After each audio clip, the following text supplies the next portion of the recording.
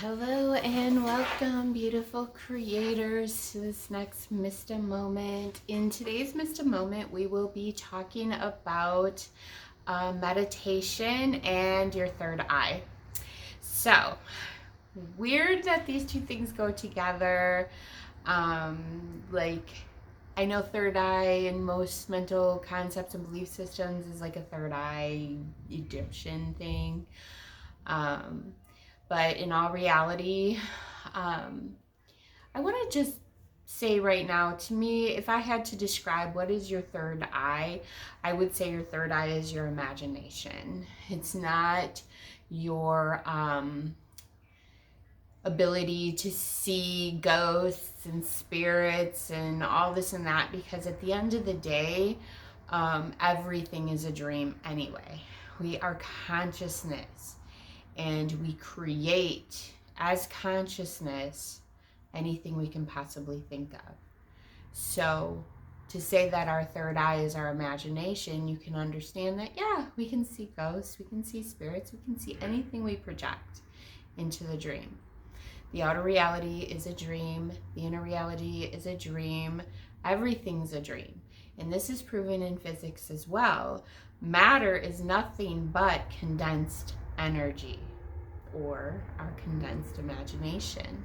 Collectively, we have created buildings and trees and all of the things that we collectively have made that we all firmly believe in. But then we have those things that not everybody believes in. So take the matter at hand of understanding creation one step further. When you don't even understand that a certain car brand and make exists, and then your friend gets one, and you're like, oh, maybe a few times I've seen this car, but I never really paid attention. Wow, cool car, or whatever. And then all of a sudden, you see that car everywhere. And that is because now it became conscious to you, and now you believe in it.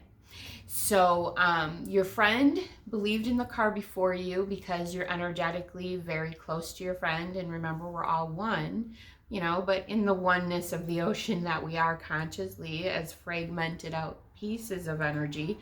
My friend is closer to me energetically. So as she started to believe in the car, that came creeping into my collective understanding. And then the car became conscious to me. And now that I believe in that car, it's everywhere. And when you first become conscious of something like that, and you kind of like wigged out about it, like, wow, I never even noticed that car before. I remember when it happened to me. It was a Chevy HHR. I don't even know if you guys know what that is, but I didn't until that moment that I got it presented to me. And oh my God, they were everywhere. I'm talking about everywhere. And now that I'm bringing it to my conscious awareness today, for the next 24, 48 hours, I'll probably see them everywhere. So...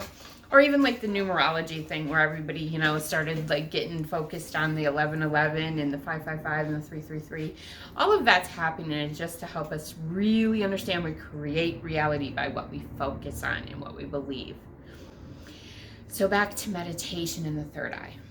So I hope that little rant helps you understand that when we go into meditation, and we'll use contrast again to teach this, we don't like it because we can't get our mind to shut up.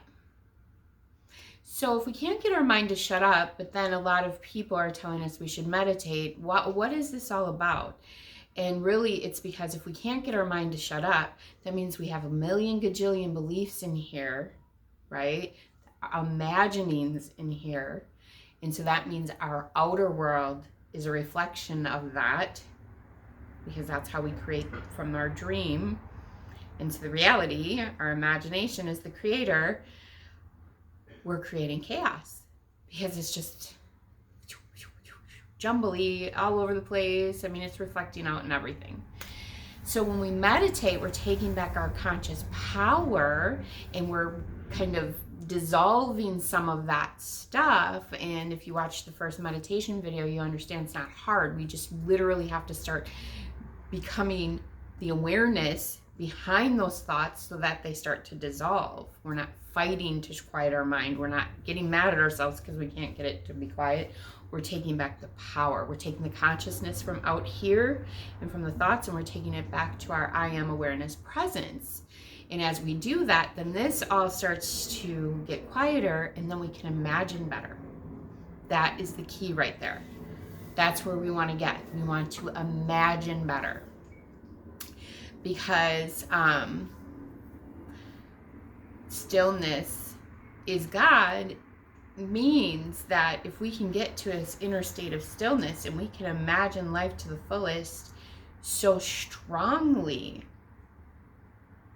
from that stillness, because if we have 500 things we're creating chaotically and unconsciously, but if we can get to that still silent place within us that is God, be still and know that I am God.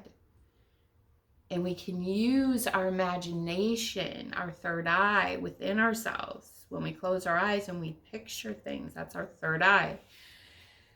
And we can do it with such solid belief in what we're imagining, it will come true. Period. That's how people are wealthy. That's how people are wealthy. So the people that are in poverty, they believed a different dream. They didn't believe in the happy dream, as Jesus called it, that we could all believe in. So we're choosing poverty. Neville Goddard, one of my favorite people as well, that really got it. And I would say in the reality, him and I are the most vibey, because he uses Jesus as well. Because Jesus is an amazing teacher, but he's been destroyed by the church, no doubt. But Neville Goddard really, really got it. He just was like, we can create anything we choose. The problem is that we're not even aware that that's what we need to do. So one of his exercises, and I'm going to use this, and this is a form of meditation, y'all. Meditation doesn't have to be hard. And on this channel, you will learn many ways to get into that state. Even if you just play sports, when you're in sports, you're so focused, you're so one-minded, and that's what we're trying to get to, that you are in a state of meditation as well. So what his exercise was, Neville had said, when you lay down to go to sleep, replay your day with your eyes closed, with your eternal eye, your third eye, backwards. From the moment you laid down, what did I do before that? And picture it all in your mind, because what you're doing is not only are you activating your third eye and using it and making it stronger, because whatever we give consciousness to becomes more conscious, but you're also quieting your mind in a way. And that's what it's all about. So that's another way to take back the outer power that we're at 100% and to bring it back to the inner power by using our third eye to picture our day. Imagine doing that. We're going to be very focused. We're going to be very, very focused.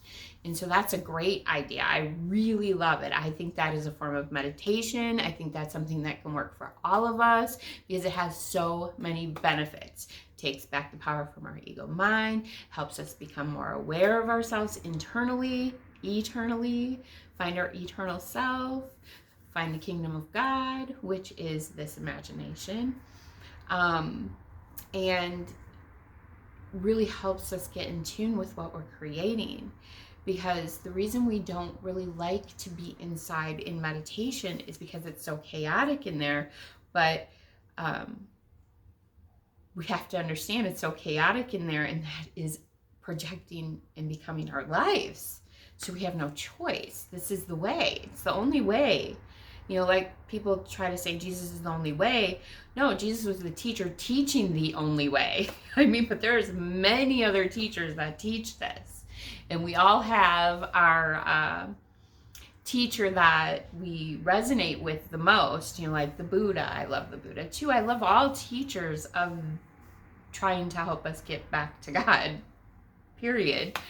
But I definitely resonate more with Jesus, and I think that has a lot to do with because my beliefs that I was raised with, he really kind of uses those type of concepts to take you back to God. So of course I'm going to resonate with him better, and just like people in the Middle East are going to resonate with the Krishna better, and you know, the people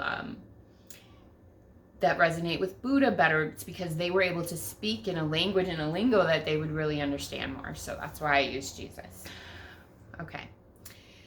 So the third eye, what we eventually want to get to when we are closing our eyes and trying to imagine, is seeing the things and understanding when we see these other things floating in and out that we don't like, in our mental mess that we don't like, we have to fully realize that we have to alchemize those things, because they are going to keep showing up in our reality.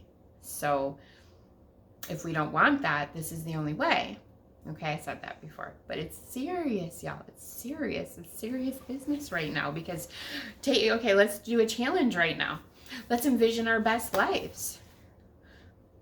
For me, I could sit here and envision my castle in France with a retreat for people all over the world coming to, with herb gardens that I care for, to commune with God in love and light and the sun, in nature.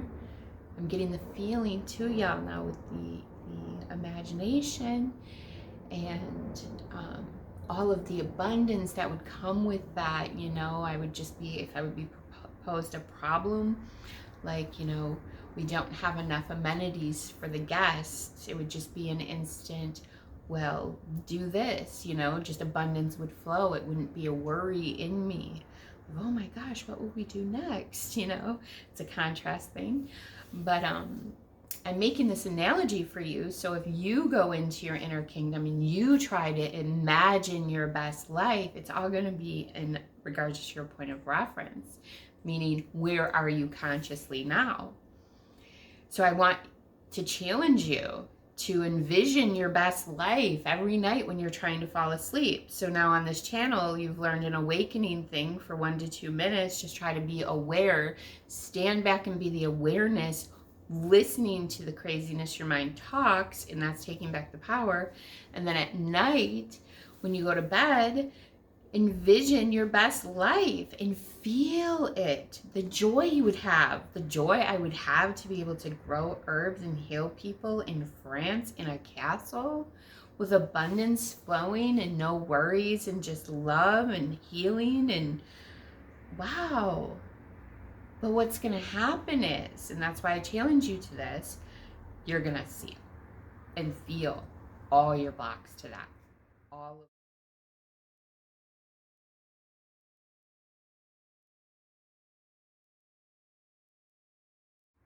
All of them. You're going to feel them. They're going to come up. And that's why it's important that you start to do whatever you can to bring that power back within and start addressing and alchemizing, neutralizing all of these beliefs and lower energies. So for example, if you have a belief that money and abundance is evil, you would never be able to envision your perfect life in France. But let me just shift that for you right now. There is enough abundance for all of us. The problem is we're the creators, period. So if we don't believe in abundance because we have a belief that it's evil because 1% of the world has all the wealth, well, 1% of the world, the only tragedy in that is maybe they're not helping us understand that we're the creators, but maybe they are. We have a veil that doesn't let us see it. So let's throw all that away. Who cares? We are creators. We are the creators of our reality. So we can create abundance. The only reason we don't have it is because we're not envisioning it. We're envisioning a bad dream, literally. So the challenge is try to envision your best life as you go to sleep at night and feel that good feeling, and you're going to see I'm not capable of that, guaranteed. For most of us, we're not. Even myself.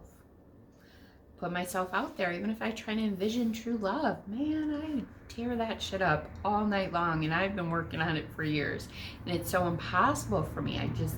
You know, I have so many beliefs keeping me from real love, and I don't want ego love anymore. So I work on that a lot, and it's a challenge for me. I have so much ick inside. So, you know, start doing it, y'all. This is the way. This is the truth. You have to create your reality with your third eye and your energy, and the only way to do it is start now and use some of these modalities that I'm teaching. Or if you don't use mine, get into meditation some way, whatever resonates for you, because you are the creator and you're creating it all. We're just taking little steps, little steps, little steps to try to shift us back to the inner kingdom. And so I hope this helped you. And if it did, share it with a friend. Please subscribe to the channel. And thank you so very much for watching. Take care.